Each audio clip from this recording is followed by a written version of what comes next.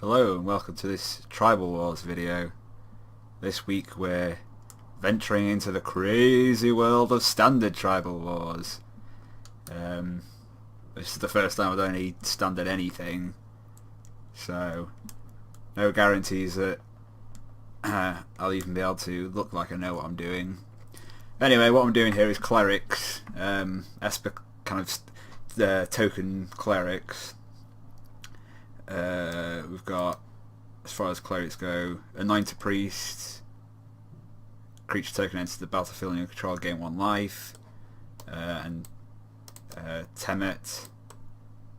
Beginning of combat on your turn, target creature token you control gets +1/+1, and then Sun Cleanser, which is mostly here just to cost 2 mana and try and stymie aggro with a 1/4 body, but it's not impossible for the ability to be useful. It can remove energy counters, protect from -1/-1 counters, and clear out +1/+1 counters, so that's not horrible. Also got Kite Sail Freebooter, not a cleric, but it just helps round out the low drops with a bit of interaction. Maverick Fane, I think he's a cleric, yeah. More tokens, only one because he's legendary, and it can be a bit clunky if you're in a board stall. It's hard to attack in and actually get anything out of him. Visitor of Deferment, another cleric. Flash, when it enters the battlefield, exile target creature if it's attacked or blocked this turn. Mostly this is just for playing against aggro decks. They attack, you flash this in, bounce, flicker one of their attackers and then trade with another. That's the idea. Champion of Wits, not a cleric, but enters the battlefield, draw cards equal to its power and then discard 2 cards. Eternalize, it's a 4/4 token, and then you draw even more cards. So that's just useful for all the embalm stuff, and there's lots of graveyard synergies. Visitor of Tumbling Sands is kind of here as a ramp spell, just to untap lands, because the deck is incredibly mana hungry. But and then when it's unnecessary, you can just cycle it away. And then we've got these bunch of they're basically here to be removal spells. But then, so you've got Never to destroy target creature or planeswalker, and then you can exile target card from a graveyard, create a 2/2 black zombie creature token, so more tokens, and then one more white warrior creature tokens, and then you can aftermath it to destroy target creature, and then unsacrifice anything, which can be useful for getting Eternalize or Embalm stuff into the graveyard. Up here at 4 we've got Bishop of Binding, which is kind of like a Fiend Hunter-esque card. Bishop of Binding enters the battlefield, exile target creature and opponent controls. When it attacks, target vampire gets +X/+X.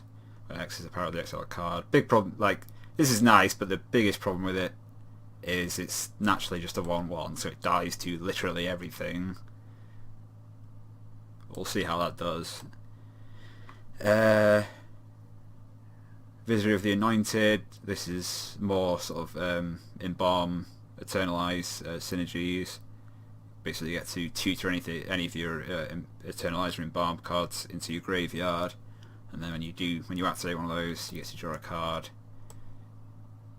It's useful, but I mean, it's 4 mana for 2/4, so don't want to run too many of those and just spend forever putting things into a graveyard and then not actually doing anything. Visitor of Many Faces, it's a clone effect,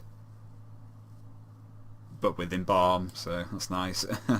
Angel of Sanctions, it's another removal spell, basically the bigger Fiend Hunter, bit of Bishop of Binding kind of effect, but it's mostly here as a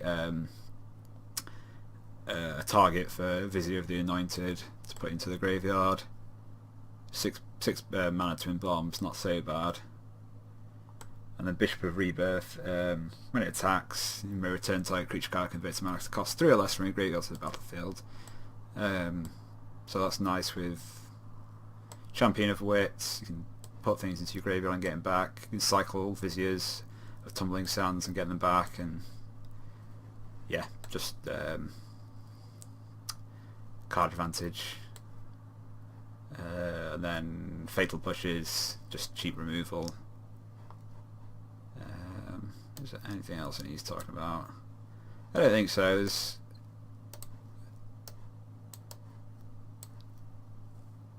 The deck's got basically a ton of removal. We've got all this is effectively removal. The problem that I've seen with the deck so far is it's got a ton of ways of generating advantage, that between trading off your creatures and then embalming them later on or whatever, or discarding them with Champion of Wits, and you've got all these cards that are essentially two cards, but the mana curve is quite high.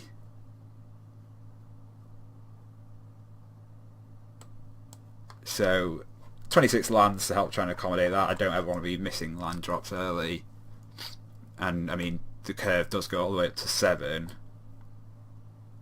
with the Eternalize on Champion of Wits, plus like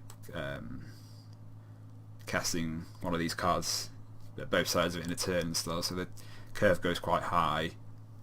But yeah, basically the idea is to slow the opponent down in the early turn and then just build up a huge long-term advantage with the various ways of generating card advantage and getting creatures back from the graveyard. So there we go. Let's see how it does. Here we are for round 1 of my first foray into, well, standard anything with Clerics here. Well, keep this, got all my colours. I'm on the play. Yeah.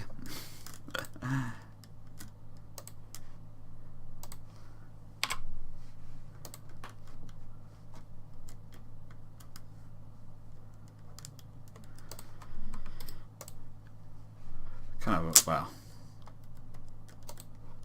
I was going to say kind of unfortunate that I've got to crack Evolving Wilds, which means I don't have Fatal Push Revolt, but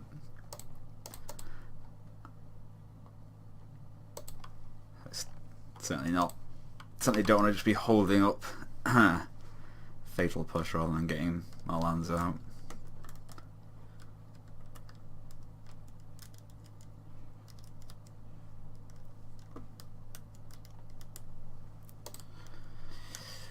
What has the opponent got for me? Ooh, Veteran Motorist.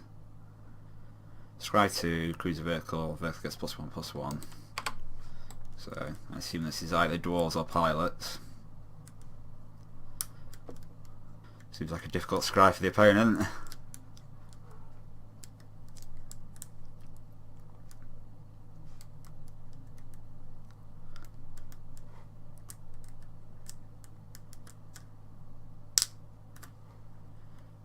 One on the bottom and one on top.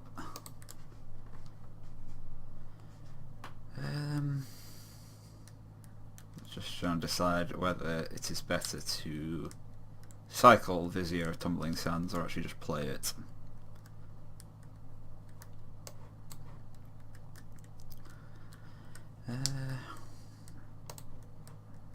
Got a bunch of mana sources and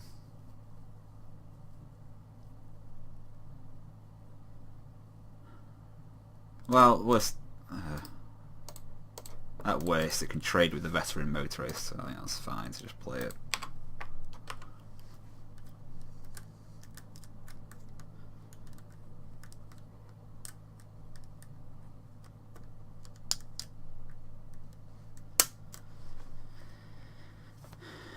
Here's the Harvester. A lifelink and 2 energy. 3/5.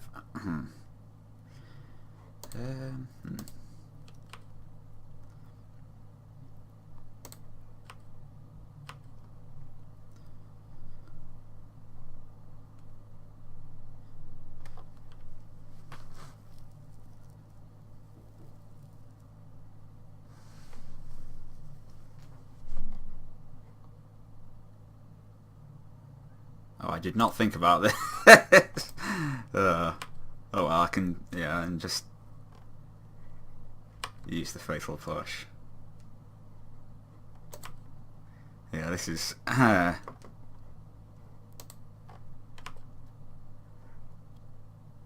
suppose this is my just unfamiliarity with playing standard. It's, don't often see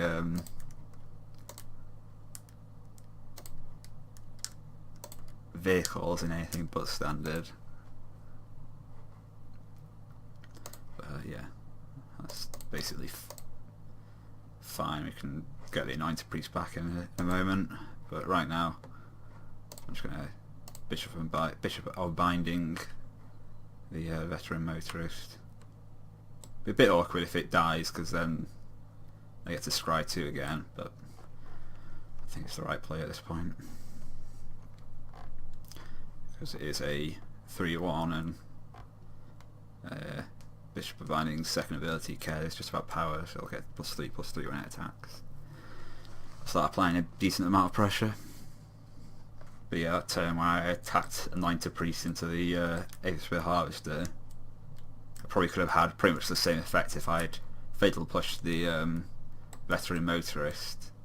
Probably would have crewed the Harvester in response to stop me from attacking, and then I could have Bishop of Binding, and I was still having a Anointed Priest in play. Oh well, live and learn.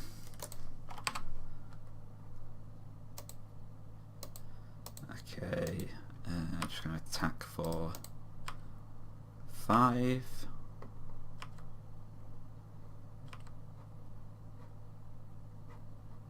And play the Anointed Priest from the graveyard.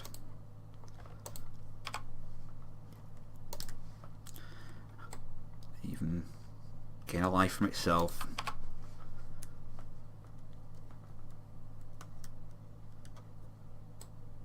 Shepherd Dunes. Sacrifice Desert. Yes, every all creatures get +1/+1. Oh, that's not great for me.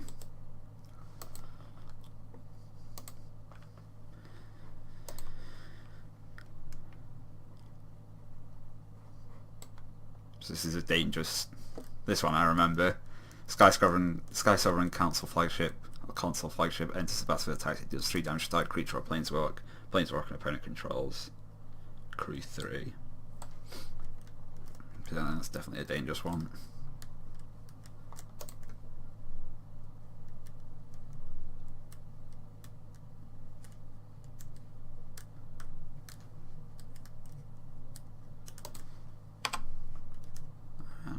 Getting hit for 4, probably a lifelink as well.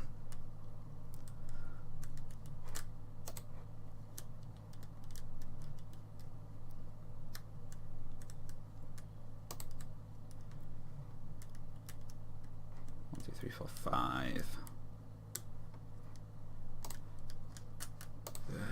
So just attack with Anointed Priest.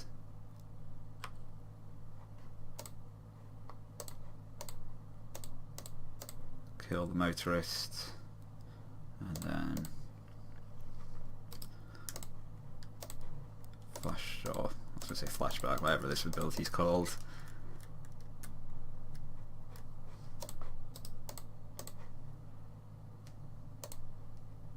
What is it called? Aftermath. So this is kind of, it seems like this game is probably going to revolve around whether or not the opponent can actually draw some creatures to crew, particularly the Sky Sovereign.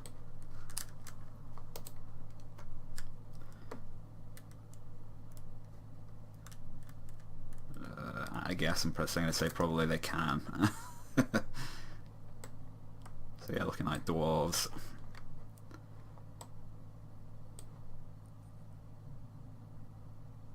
Ooh. I did not. Oh, they can crew still at the beginning of combat then. So I'm going to lose something. And there is, just trying to think, there's no instant speed removal in my deck to help deal with this Sky Sovereign.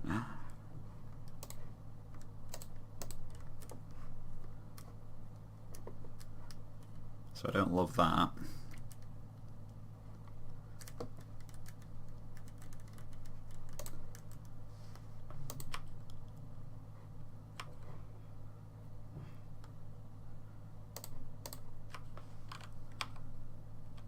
Oh, I'm doing the same damn thing with the Aether Harvester.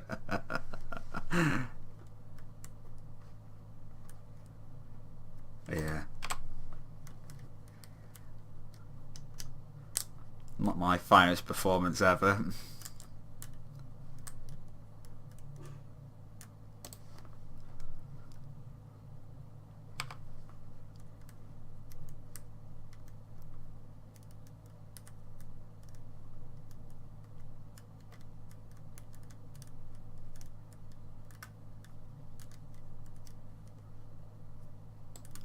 And Depala.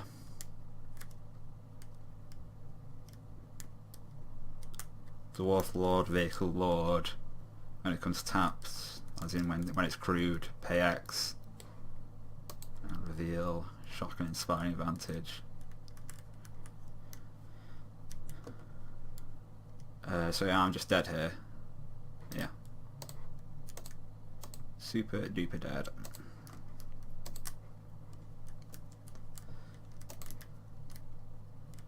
So running 2 creatures into that Aether Harvester was bad. At the same time, I don't actually think it mattered very much.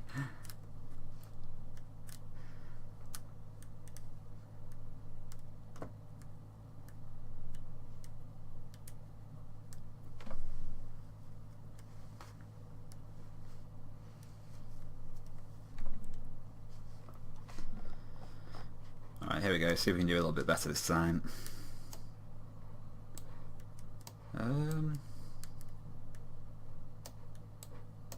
I think this is a keep.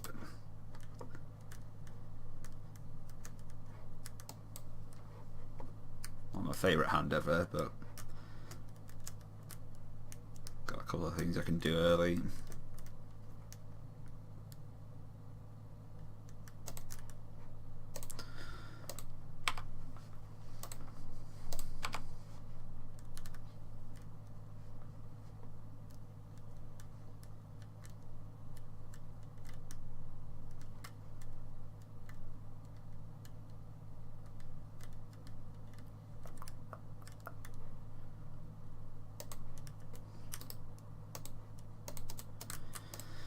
Let's get anointed.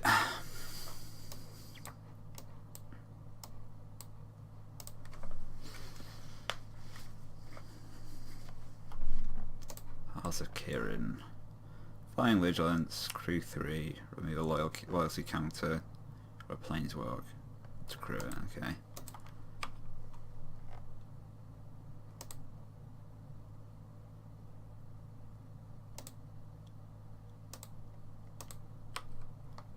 Okay, no 3 power and no Planeswalkers on the other side, so safe to attack with the Anointed Priest.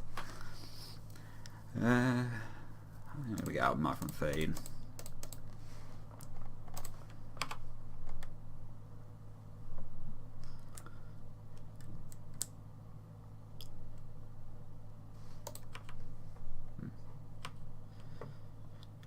Nothing from the opponent yet.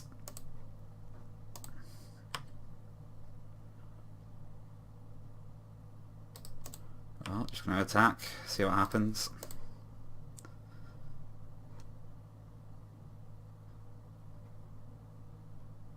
Seal away. Exile. Okay, so what I'm going to do here, let that resolve, then target something with it, and then Vizier to flicker and save it.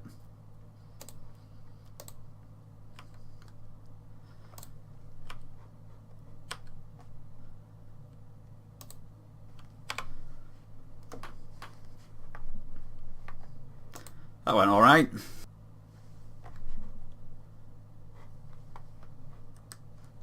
Got to remember it can now crew the Heart of Kirin. There's 1 card on the bottom and 1 on the top.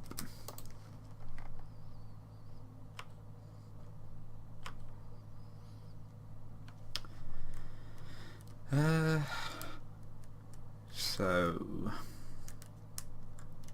most efficient use of my turn here would be to anoint a priest and then start. Bishop of Binding the Veteran, and then Tarons would just crew the Heart of Kirin in response, and I couldn't really make a profitable attack. So yeah, it's just anoint a priest and then hold up, start.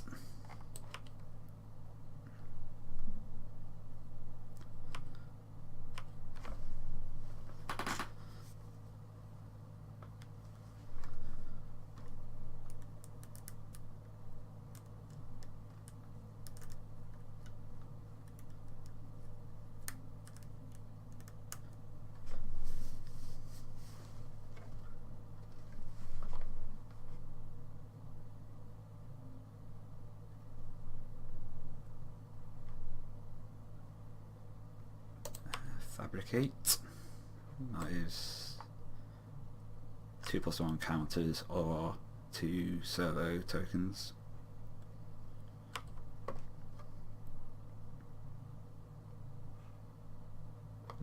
No attack of the Heart of Kirin. It has vigilance. Maybe I'm just representing removal a bit too hard.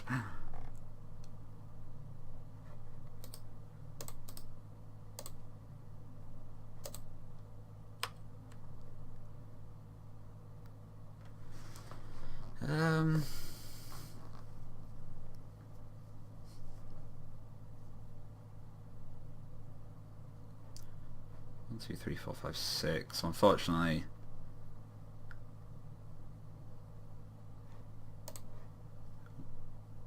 if I cast Finish to destroy the Veteran, I might crew the Heart in response with it. But I don't have enough mana to Bishop of Binding in that situation. I think I'm just going to continue to just to wait.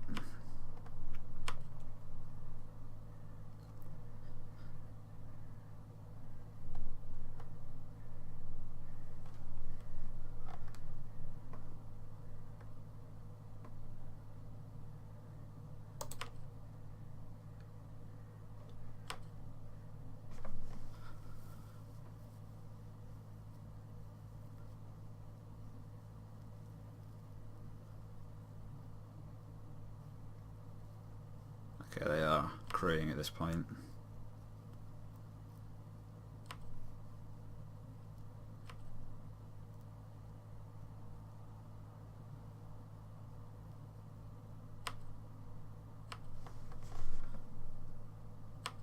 So getting hit for 5, don't love that, but it's what it is. Another Bishop of Binding.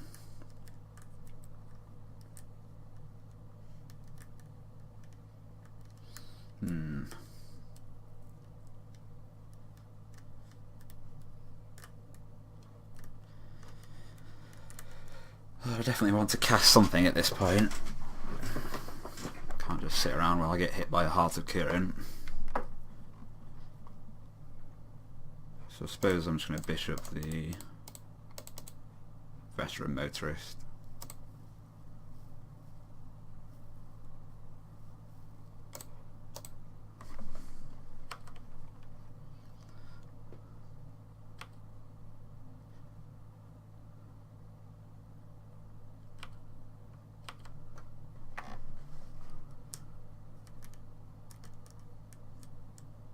It's going to get shocked, yeah. And they go scry. So that was extremely bad for me.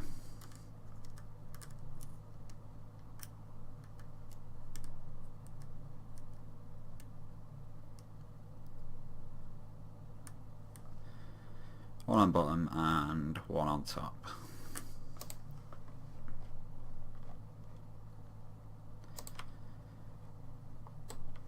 Beginning of your combat on your turn, if you control an artifact, gets +2/+1. 3 or more, gets first strike. Okay.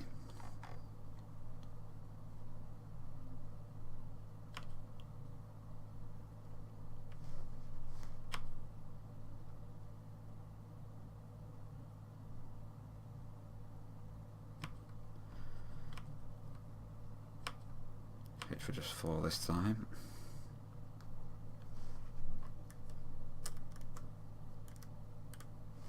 And another harvester.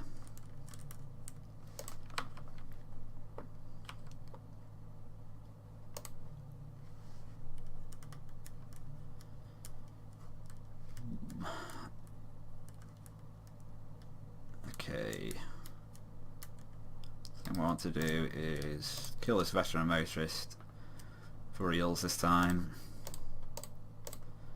So I can anoint a priest so I can get that back.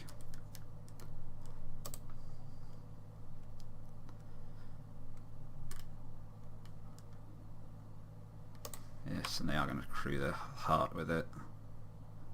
Which is what I wanted.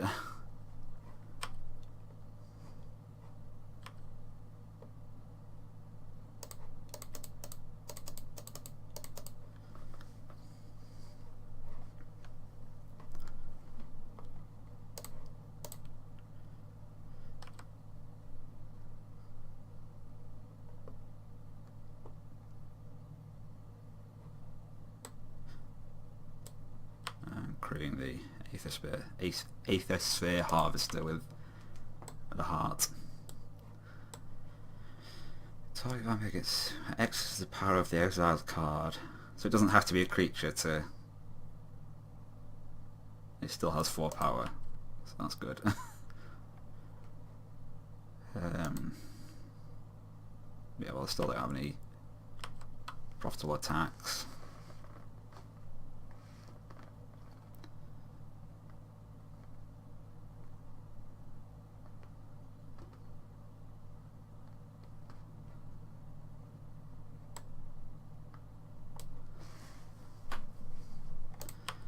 Parlour.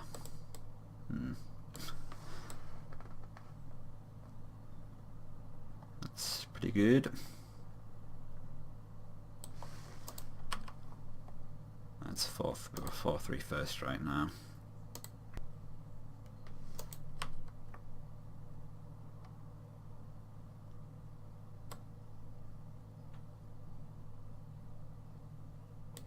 And interesting that they're not crewing with the parlour.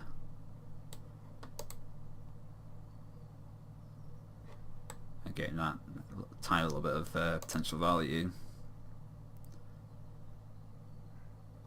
Could indicate that they might have a shock in hand, I suppose. I'm not sure.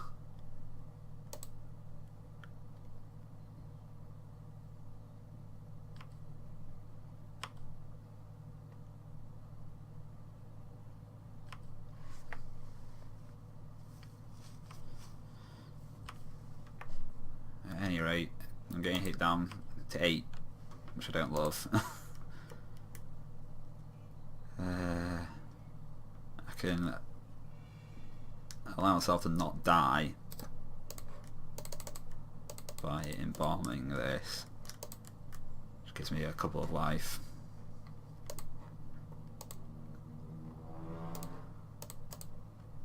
I guess I can Sun Cleanser away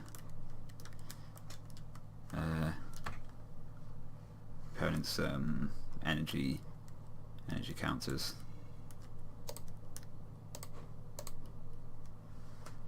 But I don't love my position.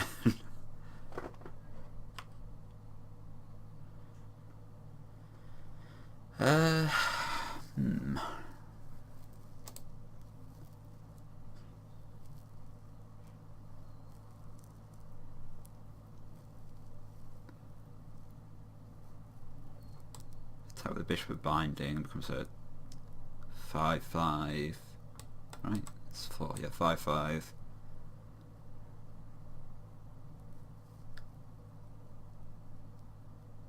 I could trade it off for these two, I guess.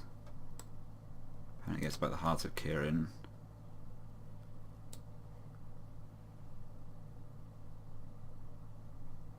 And then that is 3, 6, 10 in the air.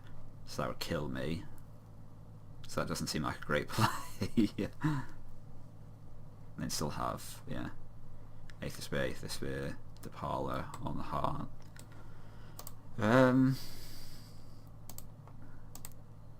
I suspect I just don't have any good attack then. Now what I could do...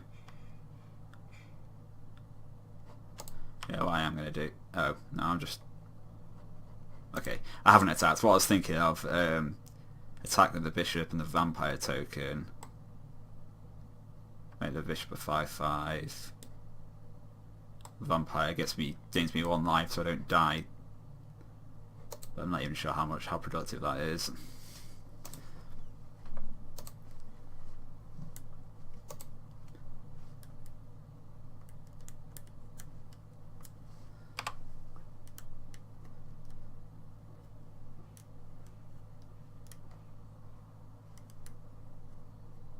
Oh, that wouldn't work anyway because the parlor makes them bigger.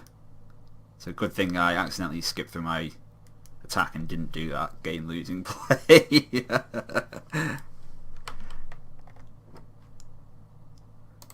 going down to 2 though.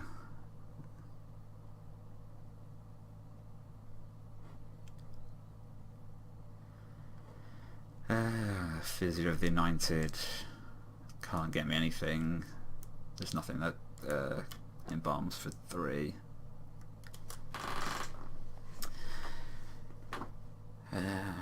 So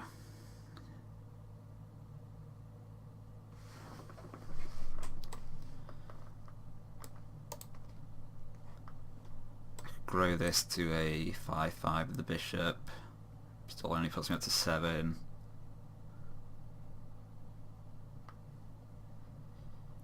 Do I think there's anything I can do? Well, let's just see what happens.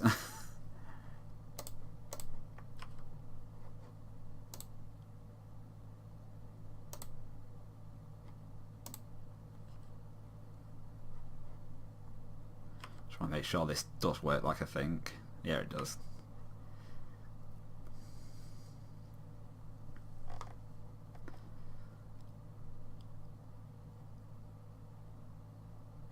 I guess, oh, I hadn't considered the Maven Thane, so that put me up to 9, but still.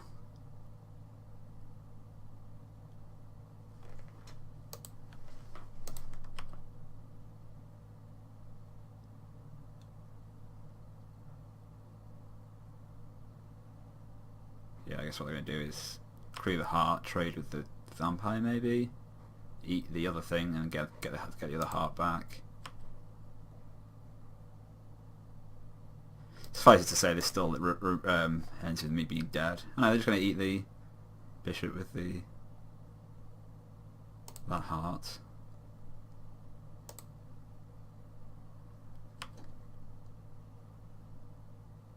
Maybe there's something in standard that they're playing around, which I have no idea what it is. Okay, well, whatever. I'm super dead. Right, round 2. Here we are on the play.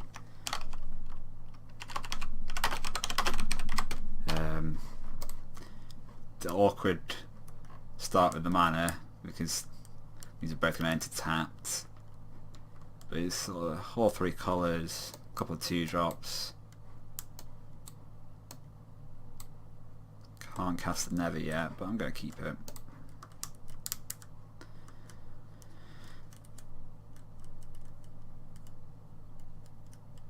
Now, I suppose the question here is which one of these two I want to play. What is the most likely turn 2 play I want to make? Is either Kite Sail or a Niter.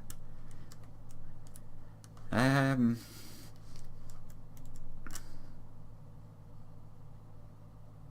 guess Kite Sail. Yeah.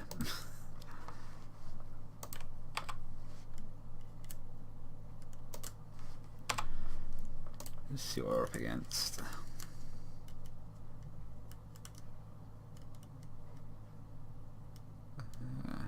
Okay, I'll just play this. These are islands, Island Swans, so I'll let the Glacial Fortress come in untapped. And it gives me access to Never. Graveyard Marshal. Exile a creature card from your graveyard, create a tap 2/2 black zombie creature token. Okay.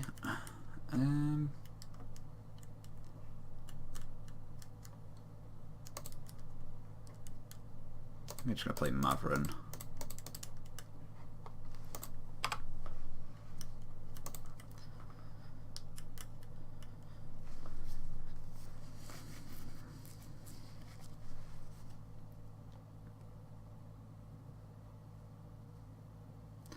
Lord of the Accursed. Zombies get +1/+1. All zombies get menace until end of turn.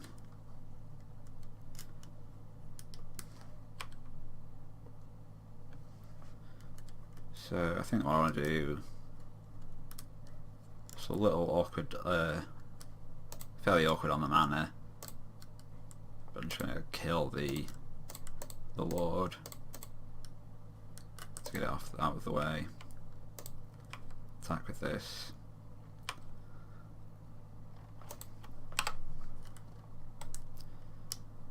Allows him to exile it with the Graveyard Marshal, but I suspect that Nagarjuna is going to have something better to do.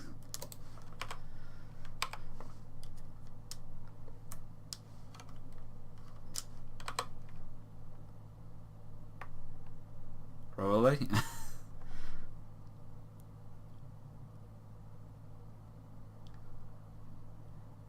Comes into play tap, doesn't it? Yeah. Oh, another Graveyard Marshal.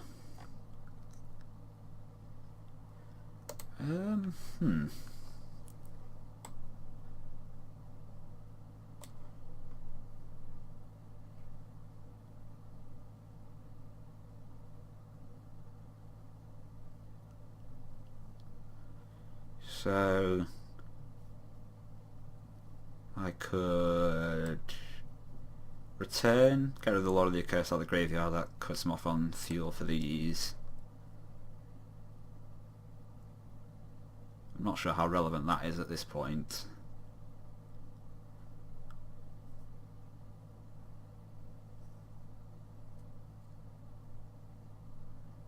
I'm going to try and see what's in his hand.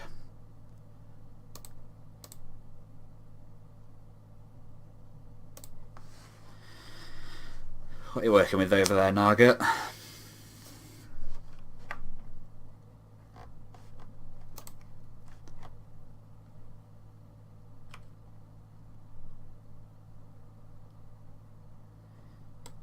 Cast down, destroy target non-legendary creature. Another Lord, Scavenger Grounds. It's an absurd way that Kitesail Freebooter works. So it shows me again in the revealed area. So strongly suspect this is just going to immediately die to cast down to get back the other cast down, but oh well, never mind.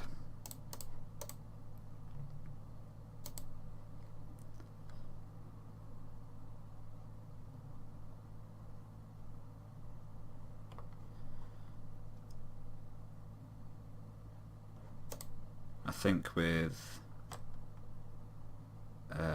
another Lord of the Accursed coming down next turn, most likely, I'm going to attack with the Marvin. Be happy to trade it off with the Graveyard Marshal. Or not, maybe not happy, but I'm willing. Get a bit more life.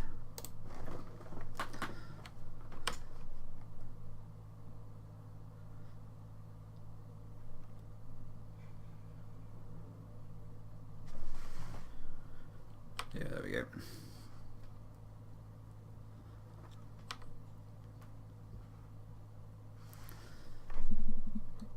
So yeah, goodbye Kitesail. So this could be a little bit awkward for me, given the way my deck's constructed. But yeah, that's the Lord of the Accursed.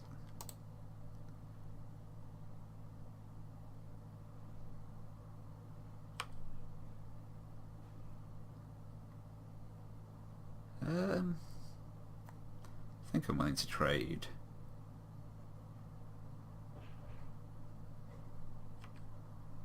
An Anointed Priest and a token. No wait, this doesn't work.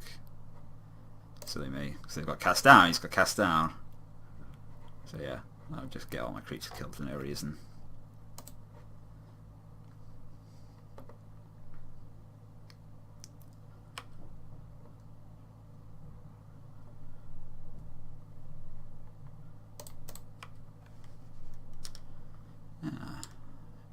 binding. I suppose it doesn't really make a huge amount of sense to run that out when the opponent's got cast down.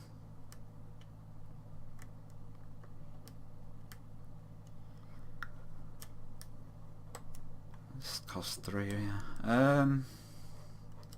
I could return, create some more tokens.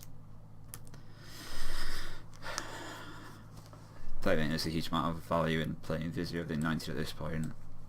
Any day I can just get Scavenged grounded away. It's just a 2/4. It's coming to play tapped, is this? No, that's fine. So yeah, I think that's what I'm going to do. Take out the Lord of the Accursed. And then I can potentially block with all my tokens on this thing, and then even the cast down wouldn't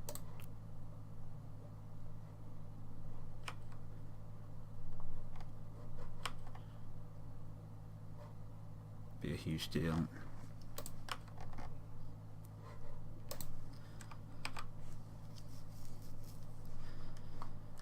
If no deadlands, that could be a problem. The 2 target counters on target, 2 -1, -1 counters on target creature and opponent controls. Only any time you can cast a sorcery. Ooh, that's not good for me.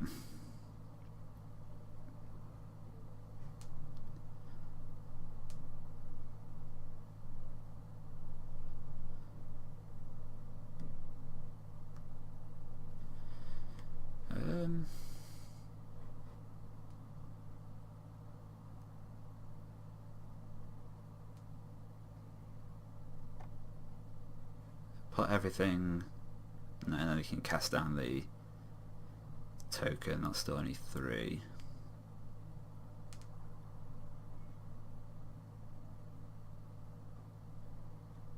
I would not mind. Oh no, because there's no if not deadlands. So even if I make him burn the cast down, Bishop of Binding's still not very good.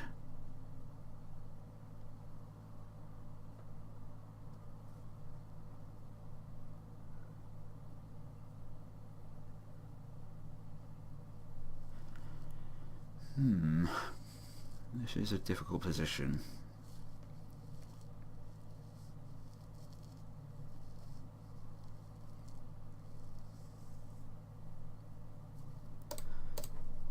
I think this might be the best move.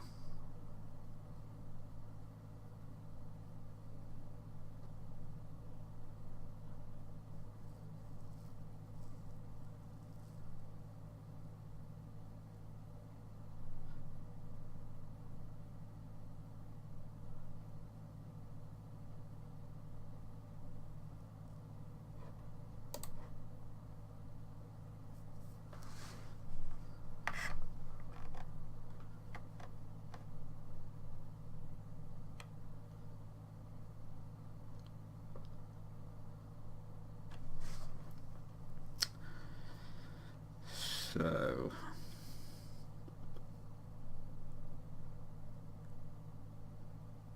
I think probably what I want to do this turn is start.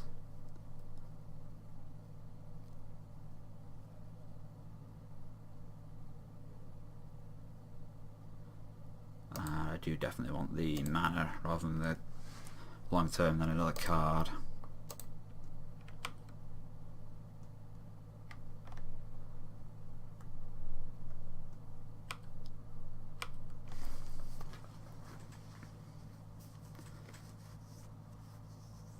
Oh god, yeah, this thing.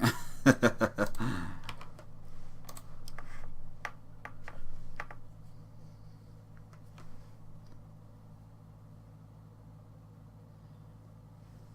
we might well give everything menace.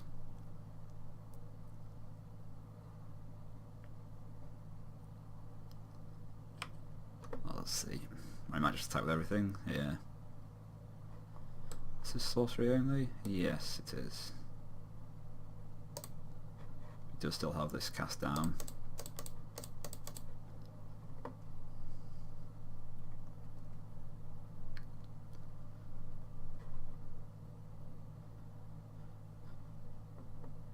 Puts me up to 11.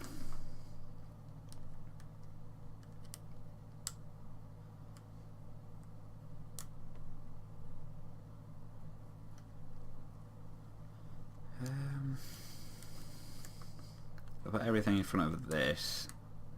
That's 10 damage. 3, 4, 5, 6. So if he kills the zombie, this still dies.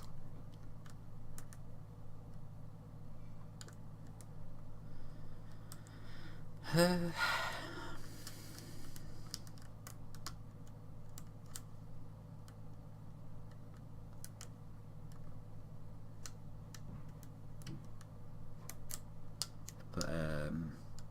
can I kill one of the Lords of the Curse without dying?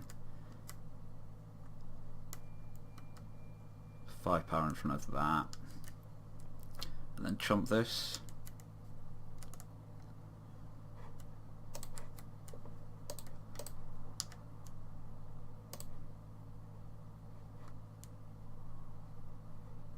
No, I can't do that.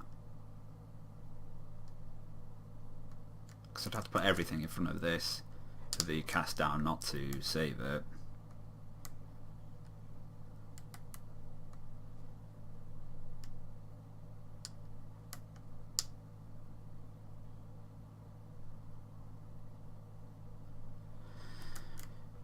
I think it's possible the best line is actually just to do this.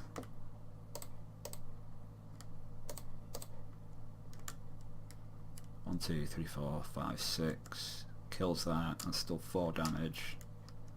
3, 6, 10. Okay, this is what I'm going for.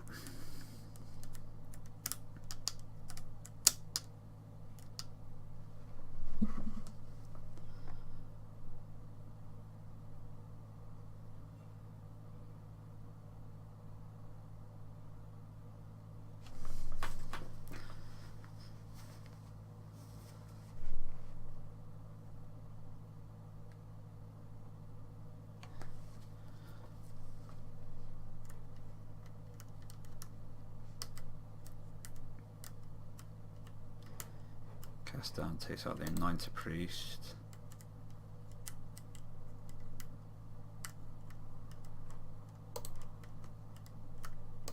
And Fatal Blush takes that down. And now there is absolutely no way I'm winning this. Now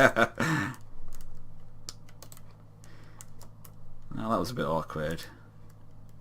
Had a lot of cards left in hand which I wasn't able to actually deploy before I was dead.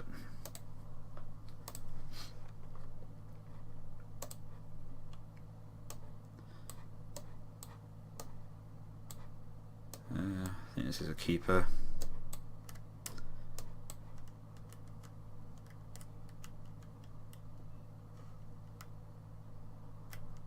Yeah, I'm going to play the Drowned Cats game first, and I want to cycle this Fetid Pool. Further down the line.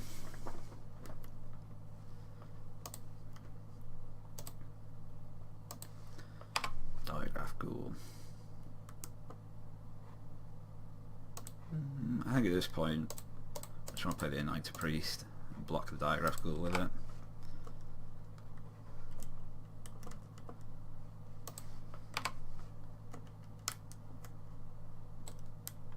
Graveyard Marshal.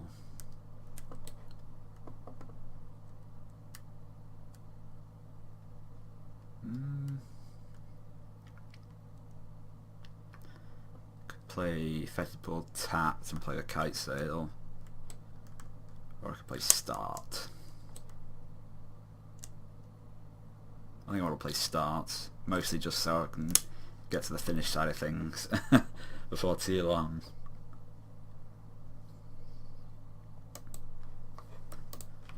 Definitely seems like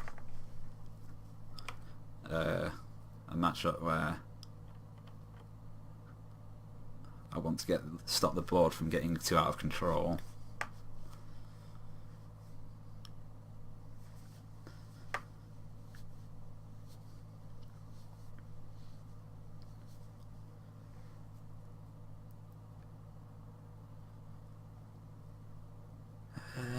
Now the question is whether the 2 life from playing start now is more important than the surprise blockers.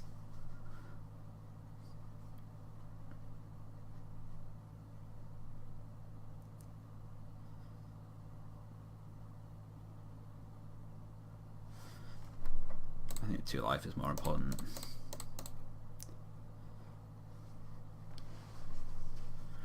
I think you can probably intuit that when I leave up 3 mana, that might be what's going on.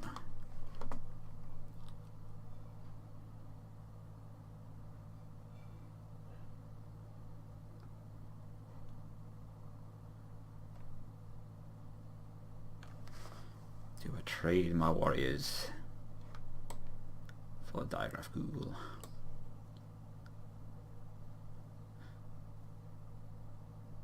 Yes. Like I said, don't want to let the board get out of control in this match.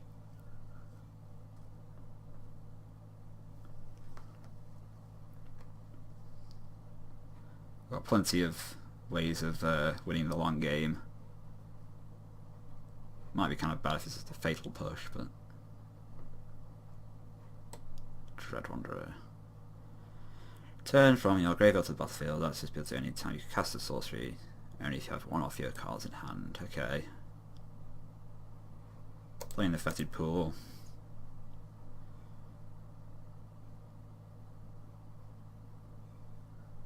I think I'm starting again. Could Champion of Wits instead.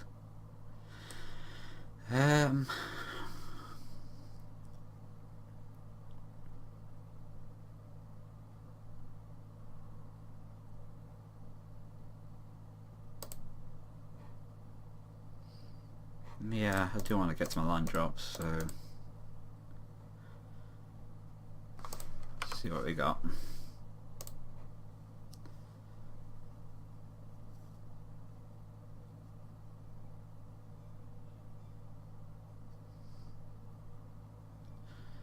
And what do we get rid of?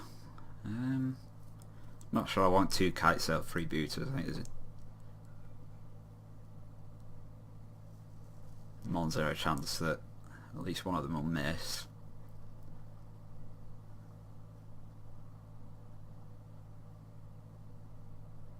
I could just discard the start to get to the finish.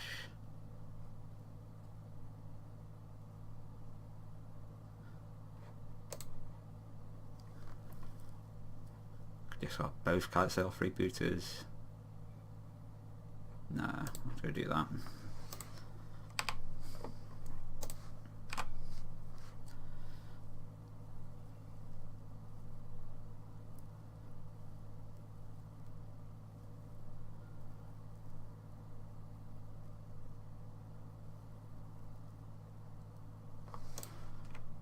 Take 2.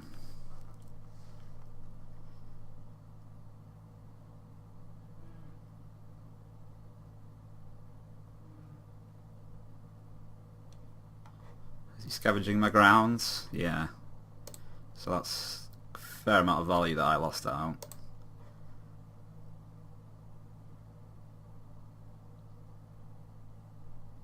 I'm just going to play a Vizier now.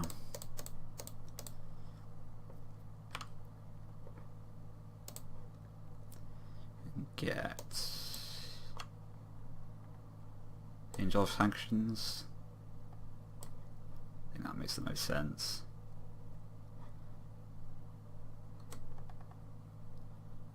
Okay, Balm the Vizier of Many Faces, but I think the best thing to get would be another Vizier of the United. I'm just going to go for the Sanctions and play a Fetid Pool. So I'm going to get up to 6 mana for this.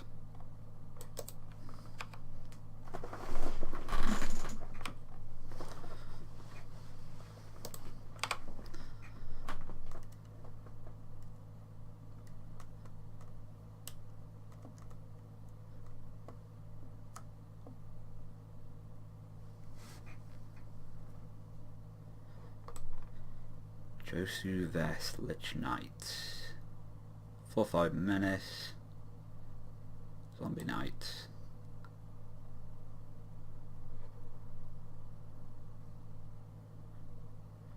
So I could freeboot. How many black have I got? 3. Yeah, so I could go freebooter and Never instead of the Angel. I think I would like to clear the Naga's hand of removal spells so that the Angel can survive. Fatal Push. Don't mind if I do. Although there is the Infinite Deadlands. And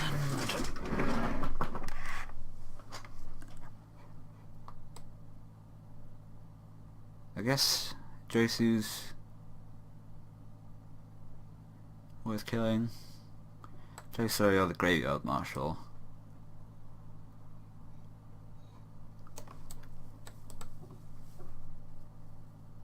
Well, Graveyard Marshal represents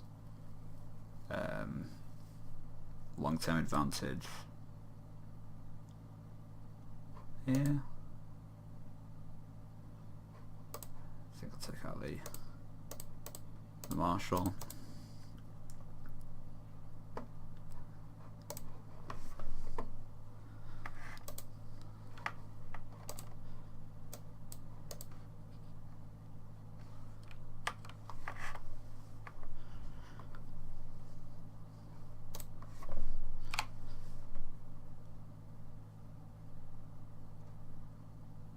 Oh wait, this is Death Baron. Okay, that was a pretty good draw.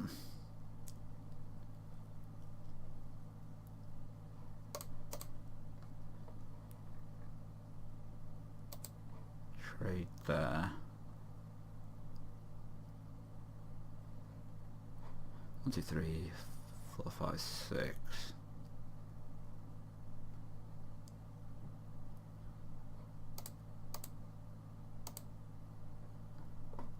I think I want to clear out the Dread Wanderer.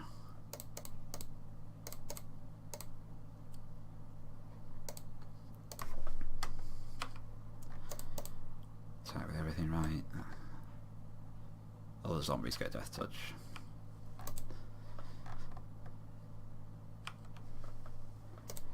And Sun Cleanser.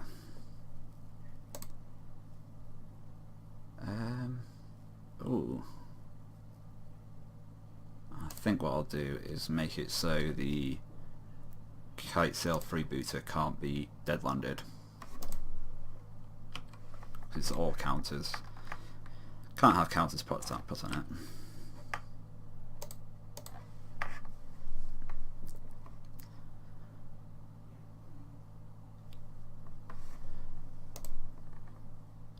Oh wow, I'm way behind on clock. Clearly been taking too long to think about things. Aha! Gotcha!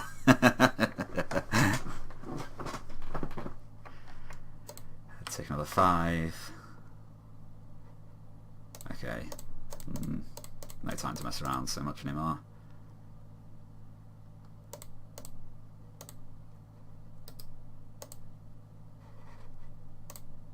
Always yield to that.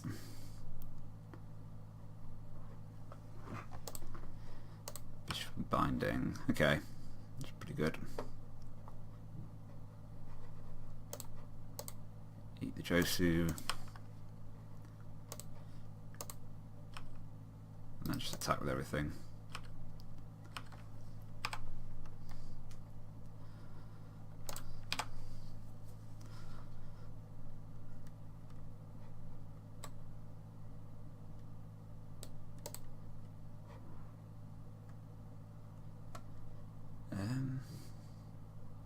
One, 2, 3, 4, 5, 6. I'm gonna Kite Sail.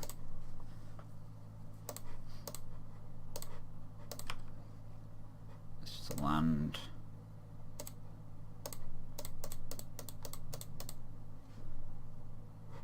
Bind.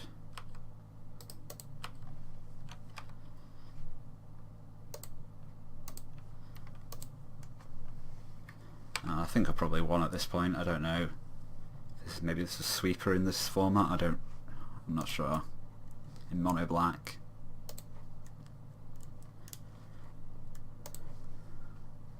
I've only got like 7 minutes to win this last game, so apologies if I tone down the commenting. But when I lose, I want it to be because Naga killed me.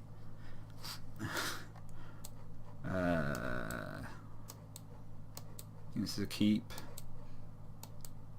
Fetipool, Glacial Fortress.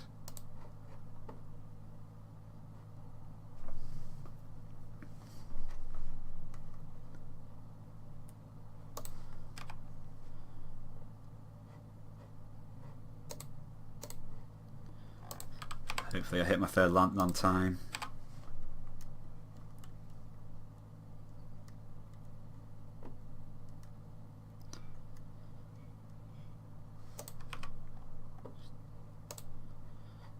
Really hope I hit my third land on time.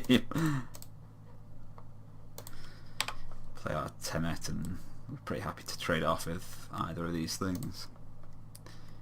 No lord, no lord, no lord. Okay. Just a never. So I'm still taking 5 though, which I don't love. Play out the other Temet.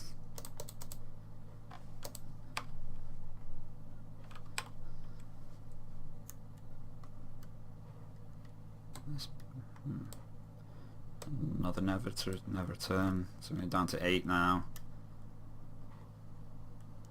Ugh. Fetid Pool and Anointer. Anything else to be done about it? And then probably he's going to start returning 2/2 zombies, I'd imagine. Unless something worse is coming for me.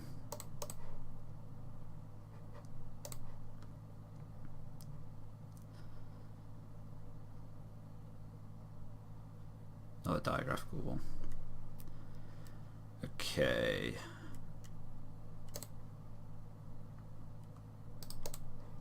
I can champion or start putting out tokens. I want to put out tokens, I think.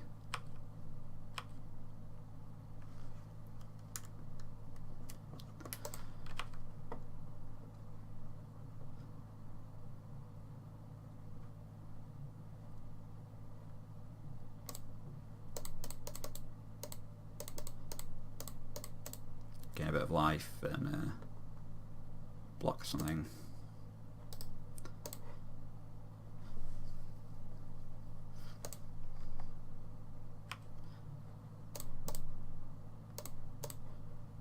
Trade there.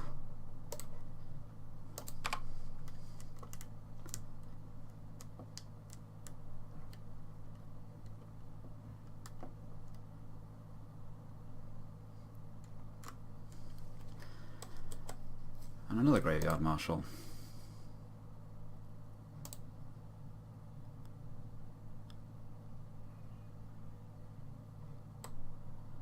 So that's 5.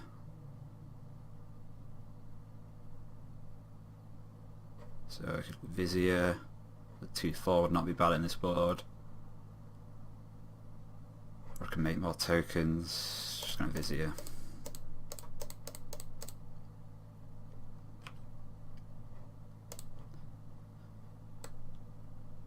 Costs 5, 7, 4, and 6.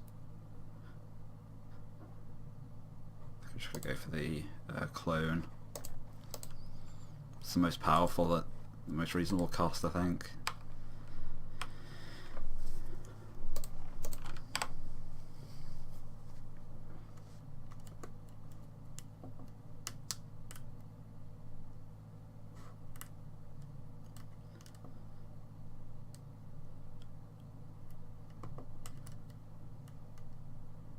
Ooh, that's annoying. This is now a 0-4. 0-2 rather. So I guess jump.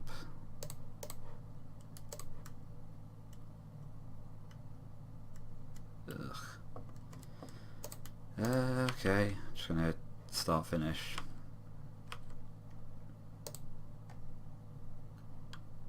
Angels of Sanction's not a bad draw if I can actually get to the 5th mana. Death Baron. Ugh. Ugh. Yeah, it's real bad.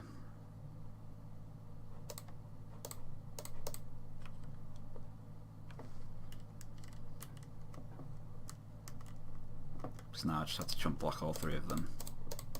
And then I'm dead, probably.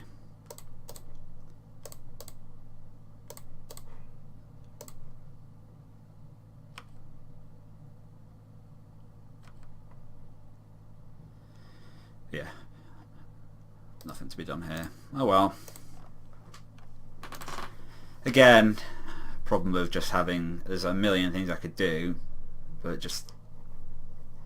It's just too much... Too expensive to actually deploy them all in time.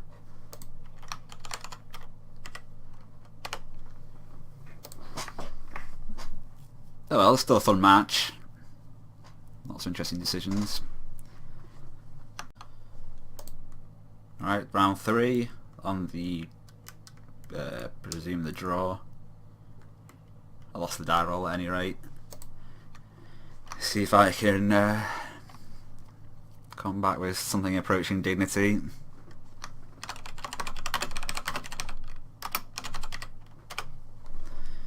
And we have a hand, all my colours, some cards. Yeah, I'll keep it. I'm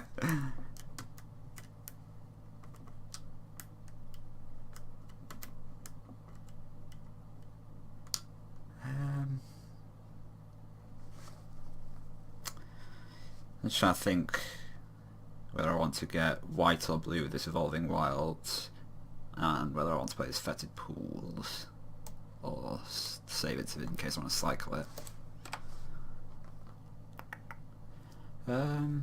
Okay. Pretty confident I want to cycle this Fetid Pools at this point. Or at least I want to save it for the opportunity. So Evolving Wilds for...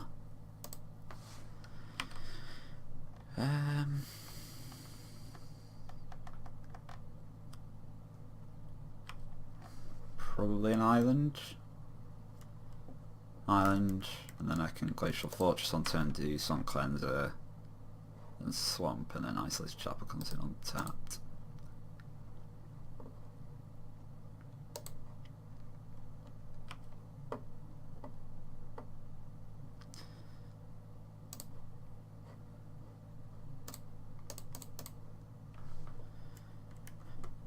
Now, I have no idea which is more likely that that AJ is. I suppose it's more likely that he's got -1/-1 counters in black-red than he's got energy stuff. So I'll just protect Sun Cleanser from -1/-1 counters, or any counters for that matter. But I suspect it probably is unlikely to matter.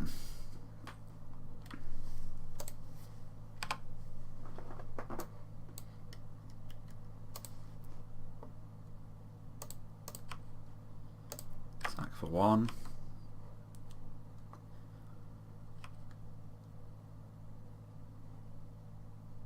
Play the Drowned Catacomb, and Champion of Wits.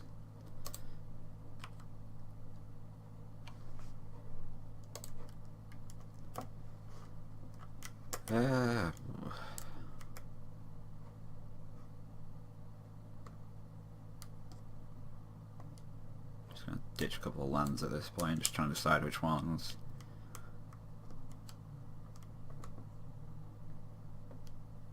Could Isolated Chapel comes into play tapped at the moment, so if I want to keep that, I want to keep it with one of the Plains of Swamp. Fetid Pools. I'm going to ditch Fetid Pools and Plains. Yeah. I think the plan for the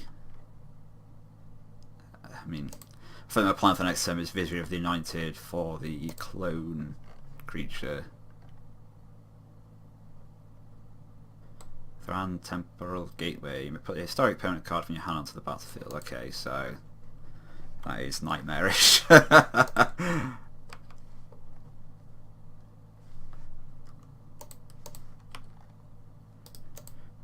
attack for 3.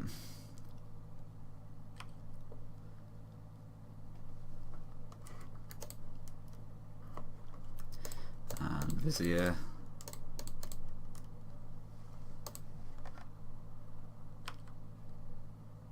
I do think I want to the clone thing. My plan was to claim a Vizier, the Vizier of the United. But I might be cloning something terrifying that AJ puts into play. This is instant speed as well, isn't it? Blech.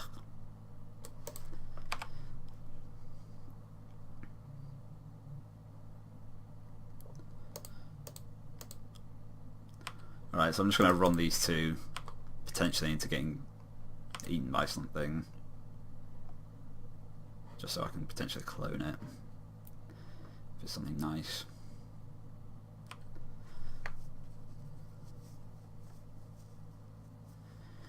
Can't be countered. An opponent casts a non-creature spell, draw a card, discard 3 cards, return to the battlefield, tap, exile, and think, okay.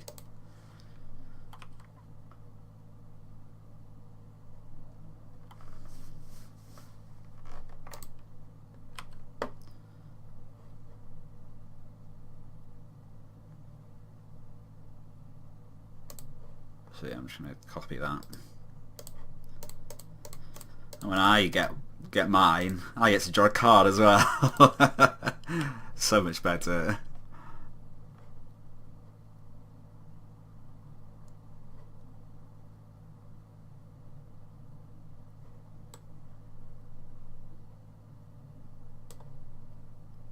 Vizier of Deferment might allow me to win a race though.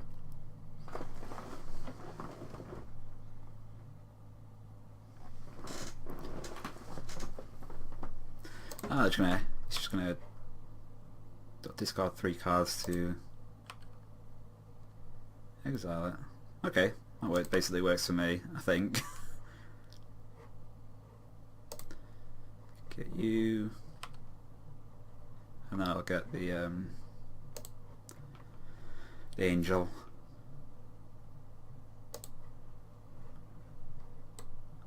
That's 6 mana, so I can do that next turn and get rid of this terrifying 7/7.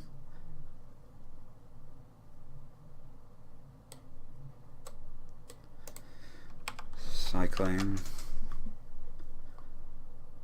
Which at least means if he does get something good, he doesn't have the mana to put it into play. As it stands, yeah, I'm just gonna embalm. I'm gonna say I think there's a good chance this Fatal Push is not going to do anything. I get to draw 2 cards.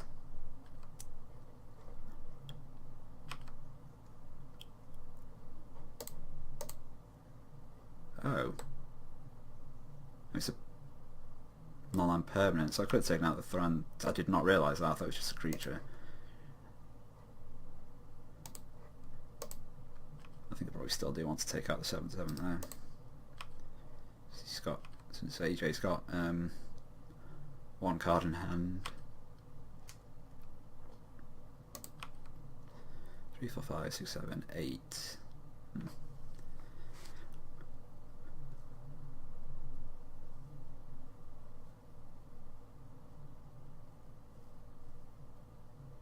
Sweltering Suns.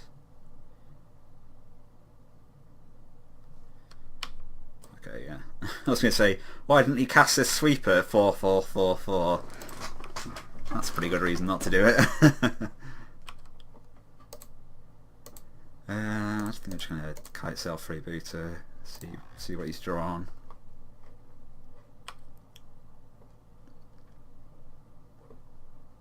Another one of those, okay.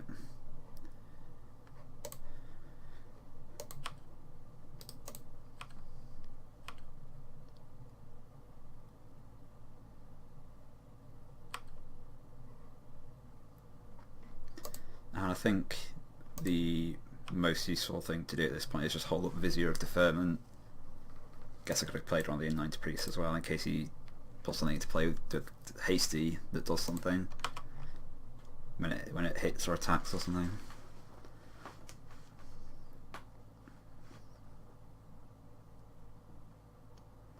I think I might have gotten a victory here, maybe.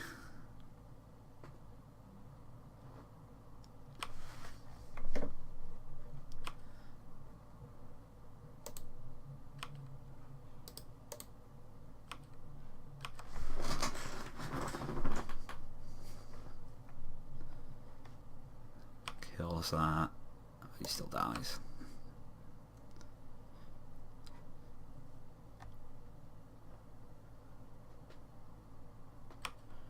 Hooray!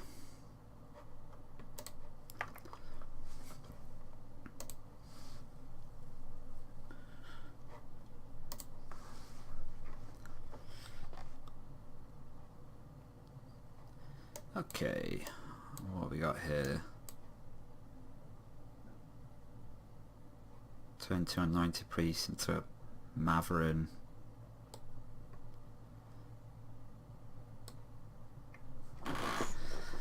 So this doesn't seem great in this matchup. But is it worth mulliganing? Anything that really seems super relevant in my deck is the Kitesail Freebooter to take out the grab any of those put a creature into play cards. There's only 3 in the deck, so I don't think it's worth trying to mulligan to that. I'm keeping it.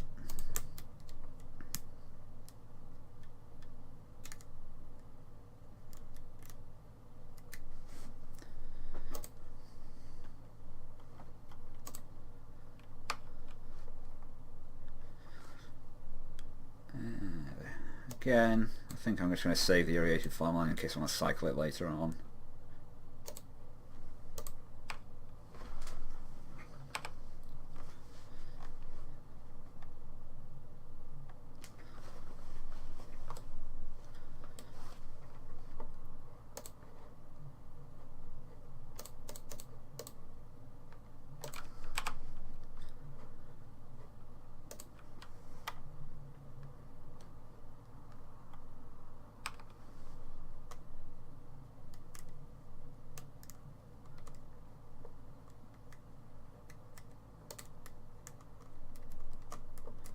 Question here is Champion of Wits or Maverin Fane. I think it's probably just more relevant to start trying to dig to some interaction.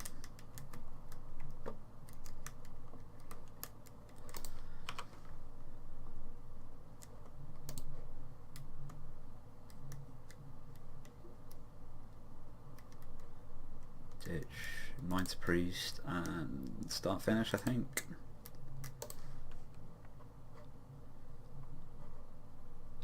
Play the Fetid Pool, so I've got access to Nether.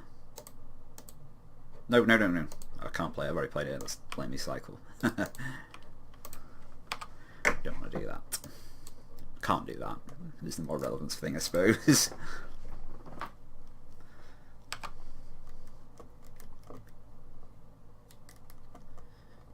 Is this the artifact?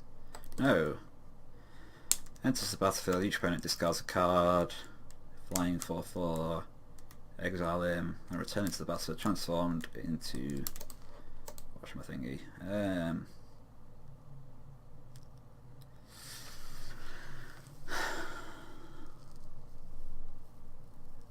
I could ditch an Irrigated Farmland maybe?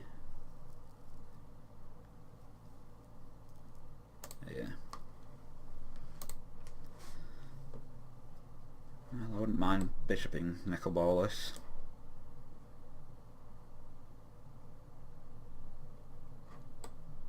It's just a 4/4 for now. It costs 7 mana to do anything with it. I was going to say, I think I need to finish it, but maybe I don't.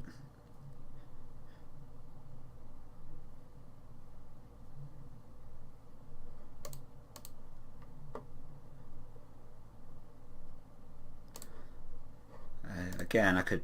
Is it Maverin or Champion? Or finish?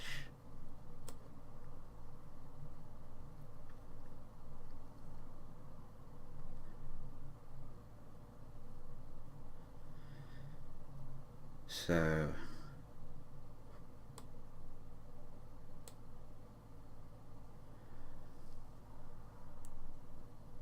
What do I want to do next turn?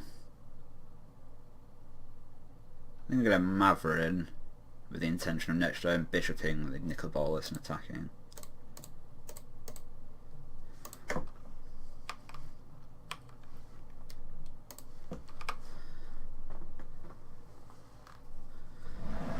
Assuming nothing else even scarier comes down this turn. Sweltering Suns, had not considered that, despite seeing it last game.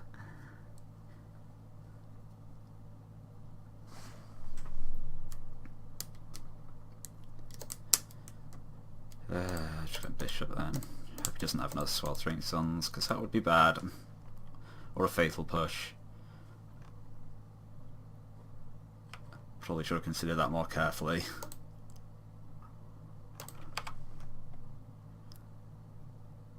Oh, yeah, he's got a Fatal Push.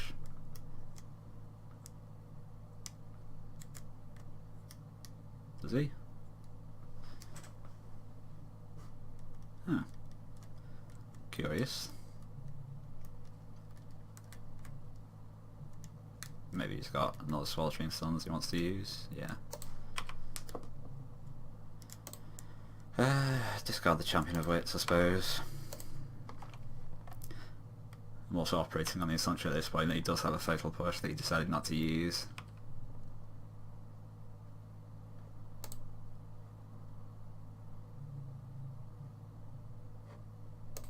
Is it worth killing that? Rather than... Yes, it is. Pretty sure. Even though I'm only using 3 of my mana.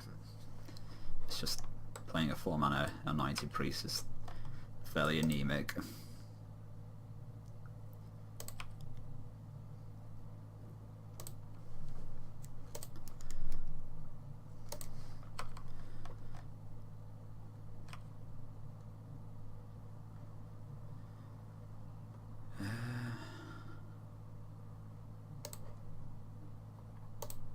So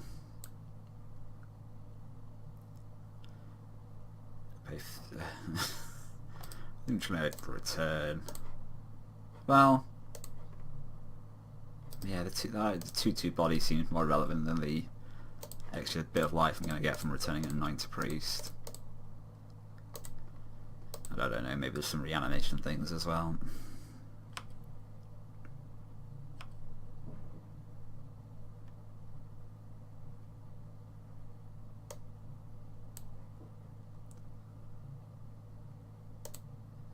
Prey counter on target creature, so that's... Where's he gone? Tetzimok, Primal Death.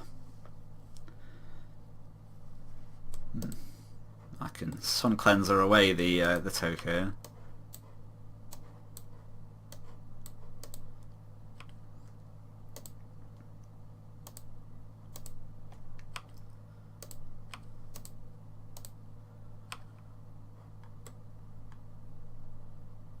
Sorry, the prey counter is what it is. I'm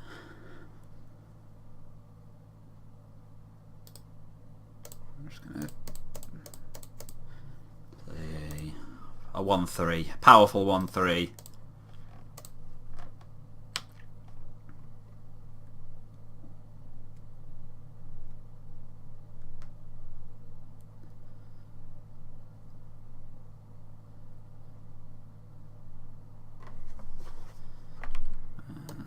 There's the Tetzimok again.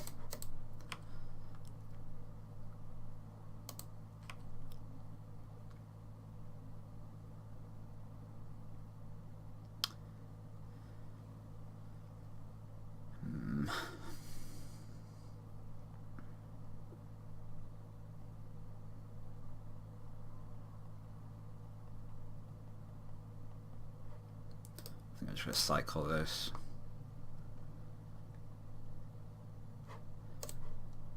Let's just attack first.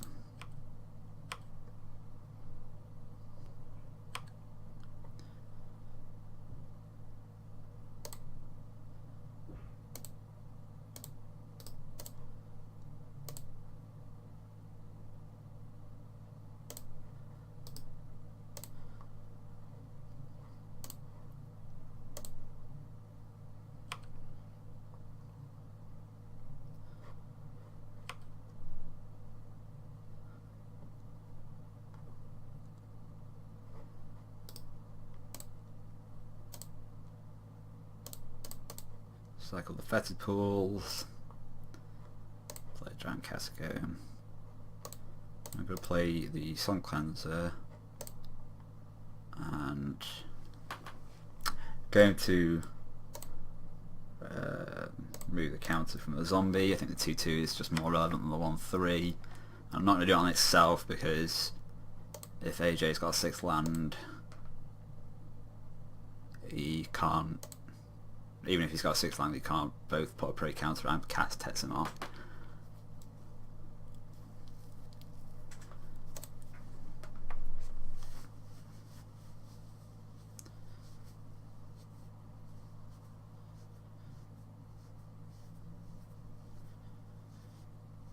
Bond to your last threatening, destroy all creatures.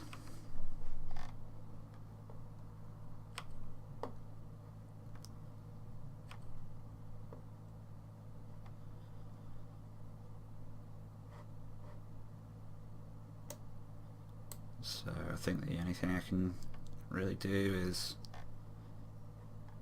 Anoint a Priest. Not super in love with that.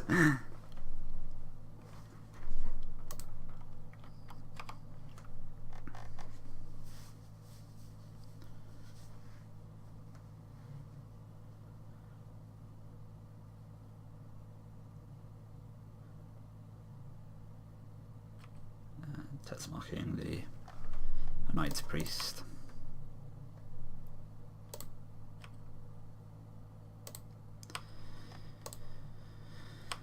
Don't think there's really much I can do here. At least not much I want to do. I could Vizier of Many Faces to get another 1/3, but it just dies to Tetsamok, and that 1/3 is not useful anyway, so...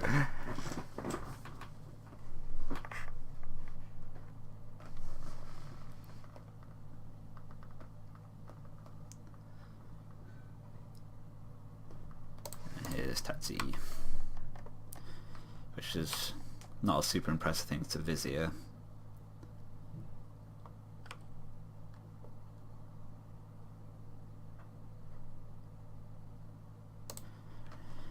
I could Champion of Wit, but I think... how many black I've got? I've got plenty of black.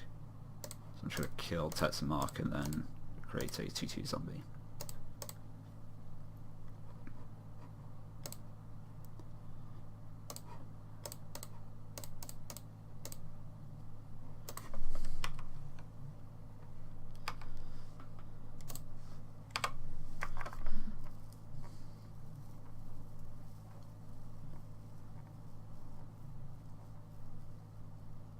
Another Tetsamok.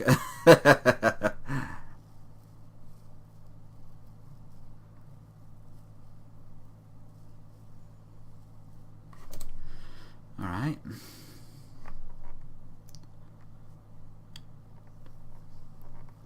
So I could tem it and then sacrifice it to finish to destroy the Tetsamok.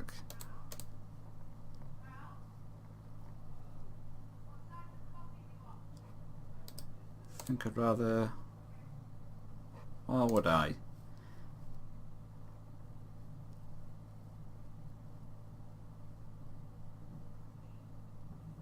I'm just gonna... no, you know what? I'm gonna kill the Tetsamok.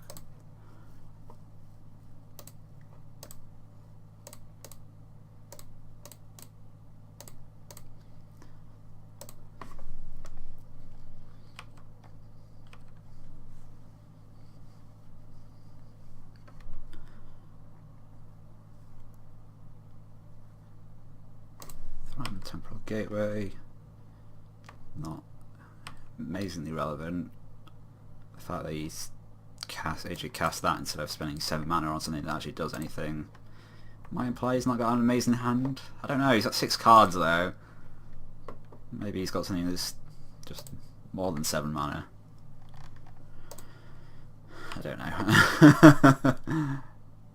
I'm just going to champion.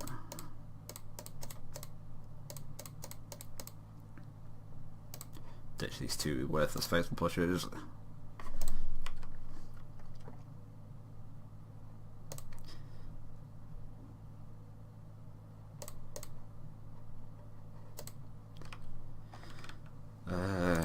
Yeah, and I'm just going to play effective pool. I've got tons of things to do, so I want the mana much more than the extra card.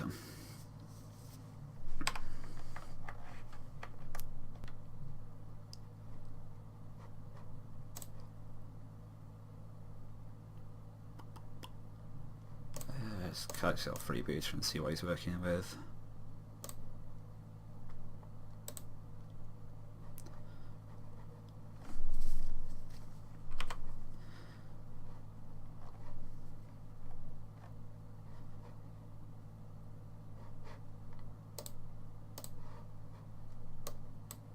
Tetsumark, Sweltering, Nezahal, Bonte's Last Reckoning, Fatal Push, Demon Lord.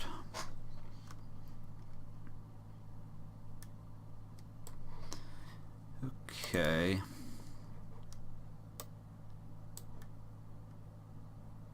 I guess whatever I take, it's just gonna.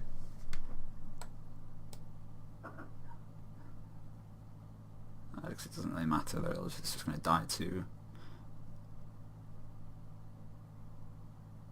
something. Slaughtering Suns can't kill the Champion of Wits on its own. 2 of them together could, but that seems fine. It's got no mana cost, so Fatal Push can kill anything. I'm going to take Bontus.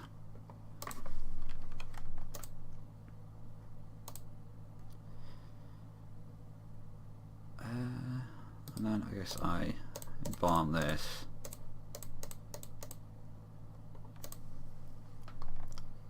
Try and attack with an unblockable Champion of Wits.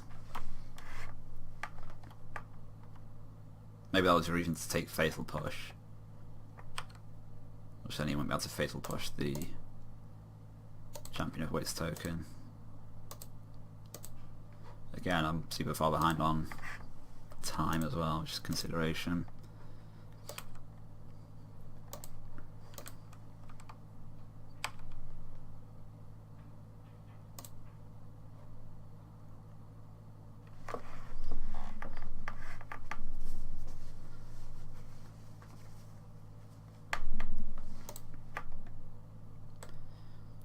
Seven.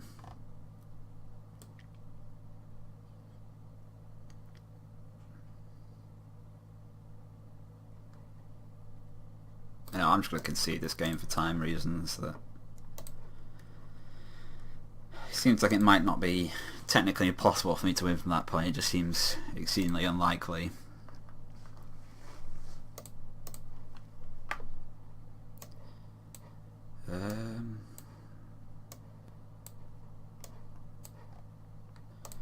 Don't love this hand, but I'm keeping it.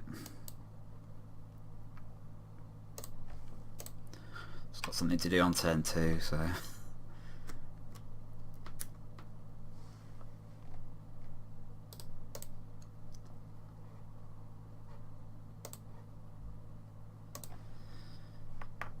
An answer to Nicol Bolas.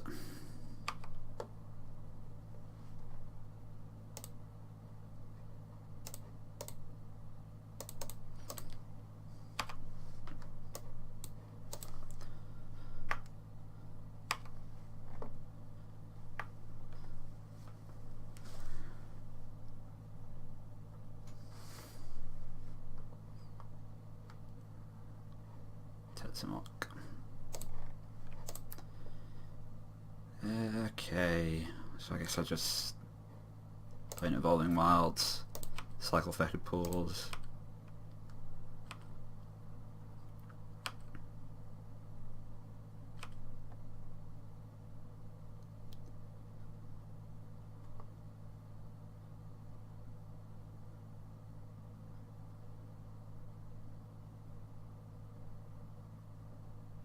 Pillar of Origins, so it's a tribal ramp card. For Elder.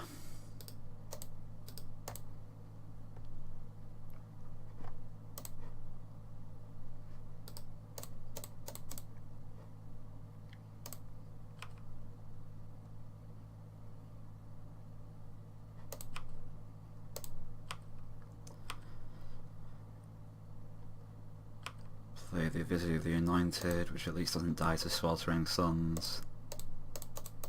And the question is, what do I get with it? I think I want the clone's certainly tempting, but I don't actually have double blue at the moment, so I think what I'm going to get is the Angel.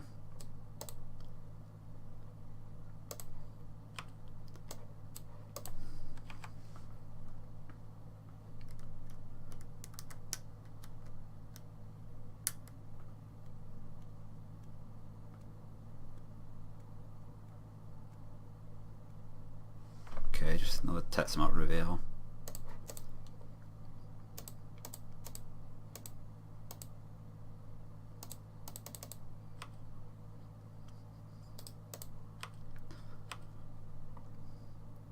One, two, three, four, five.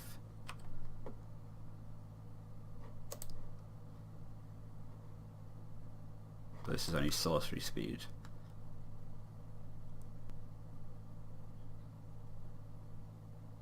Yeah, or only during your turn. So you can't both put another prey counter and cast the Tetsamot. So I'm just going to run out the Mavern Fane.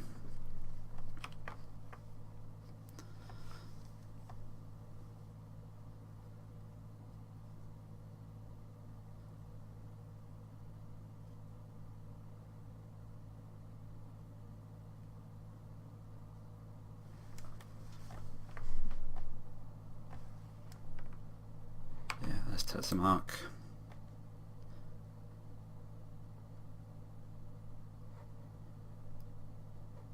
So I could either Angel of Sanctions or Bishop of Binding. I think Bishop of Binding is better. You know what? Just because it applies more pressure. First thing I want to do is cycle this.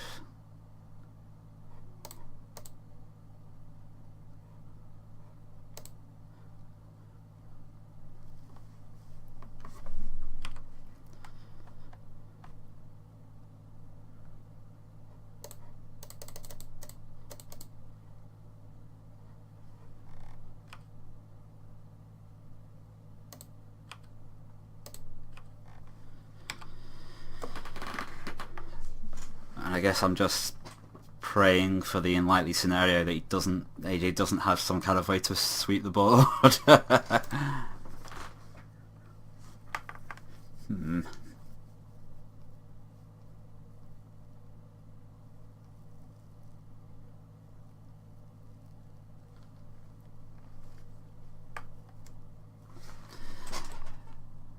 doesn't sweep the board. Add 1 mana of any colour, put a brick counter, and add 3 mana of any one colour once it's got 3.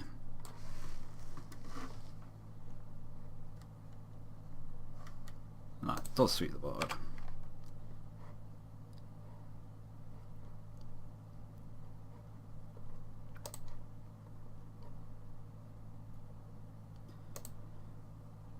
I think I should go Bishop again, because as I said, it applies a bunch of pressure with the Tetsamot under it. That costs 5.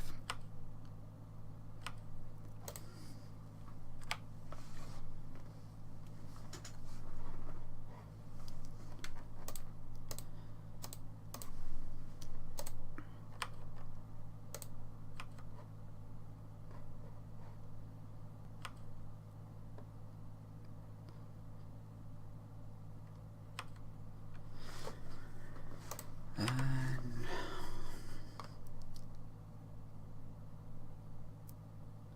I guess I should probably play Embalm the Tenet.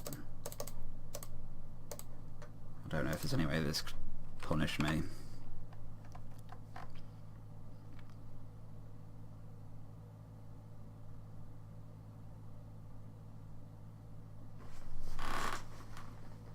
Oh, Sorting Sons.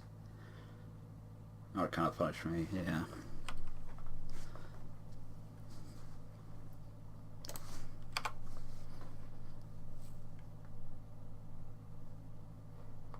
Another pillar.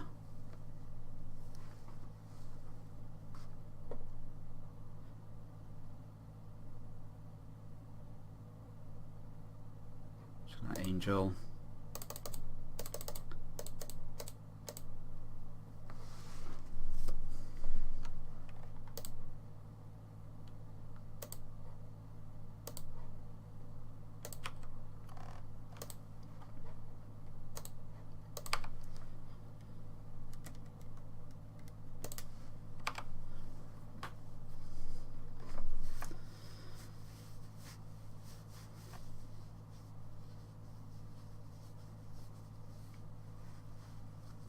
Come on, nothing else to destroy. Oh, Bontu slash Reckoning.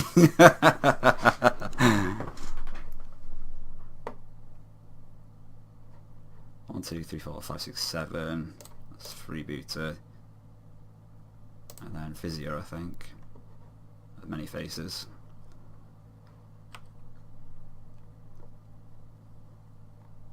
One, 2, 3, 4, 5, 6. 1, 2, 3, 4, 5, 6, 7, 8, 9. So.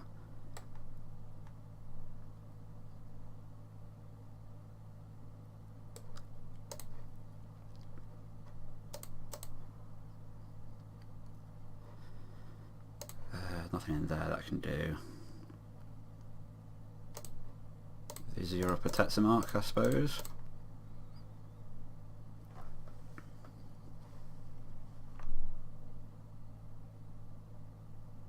God, I'm actually considering whether a 1-2 is more useful at this point.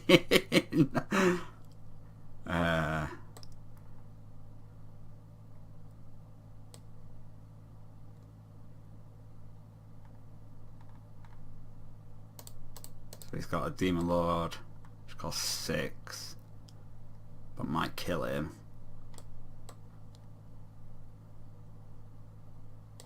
God, I'm actually going to go for the flyer. Oh, it's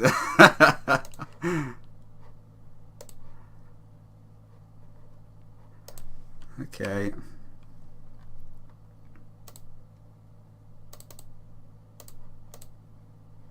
One, 2, 3, 4, 5, 6.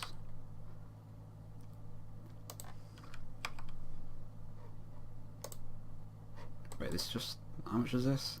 3 mana. Okay, so he's got tons of mana.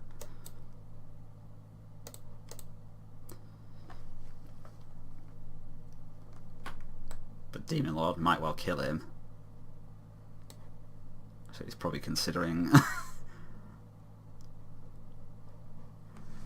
which is better, whether the flyer is more likely to kill him or save him. I don't know what I would do.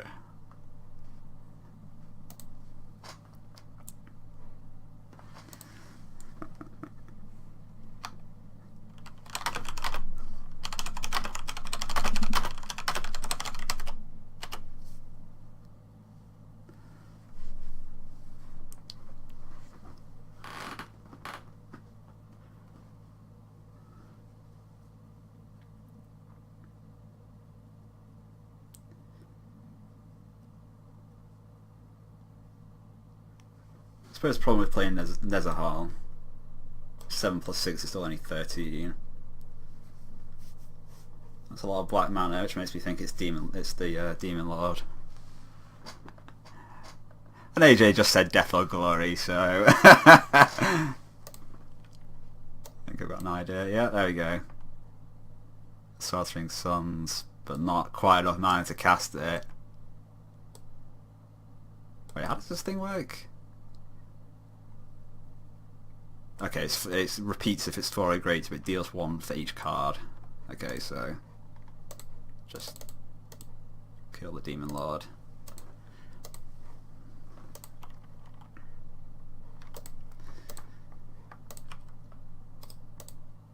And woohoo!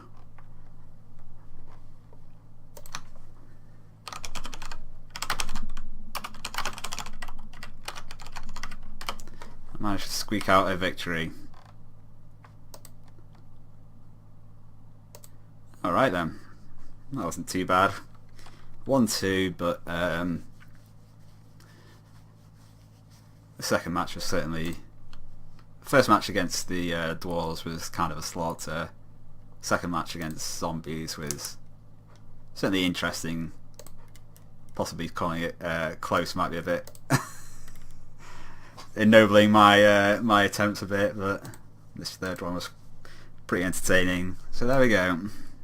Okay, here we are looking at the deck and for the post-event excuse-making session. It's a little bit pointless to discuss improving this deck, I suppose, because I think standard rotation is happening in like 2 or 3 weeks, and I think most of this deck is becoming illegal at that point. I don't actually remember which sets are rotating out, but some of it is for sure. But still, it's kind of useful just to have a look at a deck and see what you learnt from the few experiences with it. So I think I mentioned it in the introduction as well, is that something that I thought would be a problem and did end up being a problem is just this deck is just too mana hungry a lot of the time. There was multiple instances where I lost a game while I had several cards in hand and several castable cards in the graveyard, and just not being able to deploy enough of my cards before I died, especially against the zombies, it seemed to be the main problem. So I think maybe less of these sort of 3 mana things, maybe some more, another Fatal Push and whatever that thing I faced, that destroy target non-legendary creature card, which would also help with the against more instant removal, would help against the vehicles, which seemed round 1 dwarves seemed like a problem because I got all this removal, but generally speaking I wasn't able to use it on the best creatures on the opposing side because it's all sorcery. All of this is sorcery speed, so that sort of thing might help.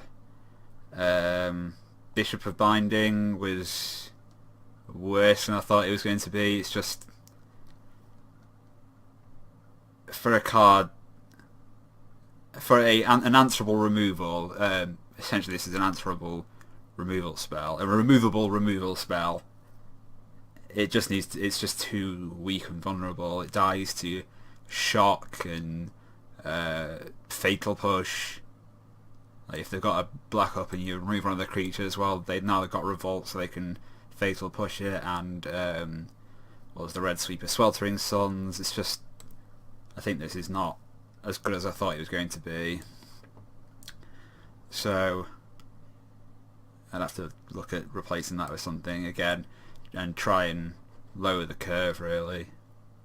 So something that doesn't cost 4 probably. I mean, it was a fun deck to play. Like, there was a ton of decisions to make, as you can probably tell by how low my clock was compared to the opponents. I enjoyed playing the deck. It always felt like every turn felt like it was a decision to make. So that was fun, but it's definitely something that would need more refinement, I think, to play out smoother. Maybe there's, I don't know what the discard cards are in standard, but maybe there's some one mana discard card that could replace the Kite Sail or something to, again, further just lower the curve down. Vizier of Deferment was pretty good, just being able to protect creatures from removal on the attack and slow down aggro deck, so maybe more than one of those is justified. Uh, yeah, I'm not sure I really have much else to say. Particularly since I won't really be using, most likely won't be using this deck ever again. But I enjoyed my time with it, so that's worthwhile. Alright, thank you for watching.